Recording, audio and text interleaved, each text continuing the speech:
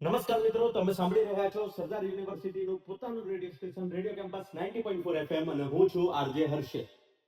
આજે આપણે સાંભળવાના છે નવચેતન સામાયિક જૂન 2026 ના અંકમાં પ્રકાશિત થયેલી આ વાર્તા. વાર્તાનું શીર્ષક છે એ છોકરો. એના લેખક શ્રી અર્જુનસિંહ કે રાહુલજી.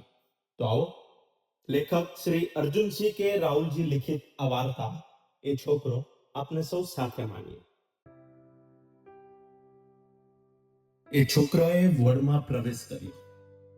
ચારે બાજુ જોતો જોતો આમ તેમ ડાખોડિયા મારતો તે આગળ વધ્યો. ચારે બાજુ અને દરેક પલંગ ઉપર નજર કરતો. કોઈકે બે હાથના ઈશારાથી તેને પૂછ્યું પણ ખરું, કોને શોધે છે? તેને પોતાનો હાથ હલાવી ના પણ પાડી. તે ડોસાના પલંગ પાસે તે ઊભો રહી ગયો. ડોસાની બાજુમાં કોઈ નહોતું. ડોસાના નાકમાં અને મોંમાં નળીઓ નાખેલી હતી. ડોસાના મોઢાની રેખાઓ ખેંચાયેલી હતી. ડોસાનો જમણો હાથ નીચે લબડી પડેલો હતો. પાસે મૂકેલું સ્ટૂલ કદાચ ખાલી નિસાસાઓ નાખતું હતું. ડોસાની સાથે કોઈ જ નહોતું. ડોસો એકલો જ હતો. થોડી વારે ખાંસતો હતો. એ છોકરાએ આજુબાજુ નજર નાખી. પછી એક નજર ડોસાના મોઢા ઉપર નાખી. ડોસાની આંખો બંધ હતી અને તે છોકરો સ્ટૂલ ઉપર બેસી ગયો અને ડોસાનો બહાર લબડી પડેલો હાથ પોતાના હાથમાં લીધો. ધીમે ધીમે પ્રેમથી પંપાળવા લાગ્યો. ડોસાએ ઘડીક આંખો ખોલી છોકરા તરફ જોયું અને આંખો મીચી દીધી. તમારા સગા છે? બાજુના પલંગવાળા ભાઈએ પૂછ્યું. છોકરો માત્ર તેમના તરફ તાકતો ડોસાનો હાથ સહેલાવતો રહ્યો.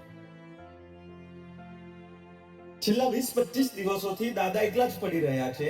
કોઈ ખબર કાઢવા નથી આવતું. આજુબાજુ વાળા ગનગનાટ કરતા હતા. દવાખાનામાં નાખી ગયા પછી કોઈને ખબર કાઢવાની પણ ફુરસદ નથી મળી. ડોસો જીવે છે કે મરી ગયો તે જોવા પણ કોઈ નથી આવ્યું. આ જમાનામાં સંતાનો આવા જ હોય છે. તે ચૂપચાપ સાંભળતો રહ્યો અને ડોસાનો હાથ પંપાળતો રહ્યો. તમારા દાદા છે? નર્સ પૂછતી હતી. એ છોકરાએ માથું હલાવી ના પાડી. પછી બોલ્યો, મારા દાદા તો મારા જન્મ પહેલા જ વૃદ્ધાશ્રમમાં. તેને વાક્ય અધૂરું છોડ્યું. ડોસાની આંખમાં જળજળિયા આવી ગયા. તે છોકરાએ પોતાની આંગળી ફેરવી એ આંસુ લૂછ્યા અને ડોસાએ ફરીથી આંખો મીચી દીધી. ફરીથી મળીશું આવી જ સરસ મજાની લઘુ કથાઓની સાથે. ત્યાં સુધી એન્જોય મજાની લાઈફ.